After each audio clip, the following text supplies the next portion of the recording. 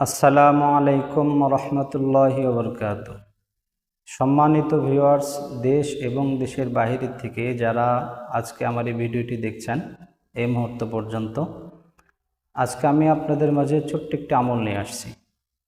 চাইলে আমরা আমলটা করতে পারি, অনেক কষ্টের কিছু নয়।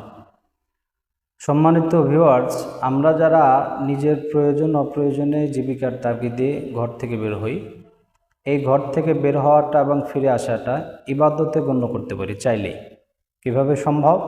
আল্লাহর পয়গম্বর মুহাম্মদ আরবি সাল্লাল্লাহু আলাইহি ওয়াসাল্লাম বলেন, কোনো ব্যক্তি যদি ঘর থেকে বের হওয়ার সময় এই দোয়াটা পড়ে, বিসমিল্লাহি লা হাওলা ওয়ালা কুওয়াতা ইল্লা বিল্লাহ, এই দোয়াটা পড়ে সে ঘর থেকে বের হওয়া থেকে শুরু করে পুনরায় ঘরে ফেরা পর্যন্ত নিরাপদ সফর, নিরাপদ ভ্রমণ, নিরাপদে ফেরা আর জিম্মাদারি আল্লাহ তাআলা তার নিজের কুদরতের হাতে নিয়ে নেন। সুবহানাল্লাহ। আল্লাহ তাআলা আমাদেরকে ছোট্ট একটা আমল করার তৌফিক দান করেন, বলেন আমিন। আসসালামু আলাইকুম।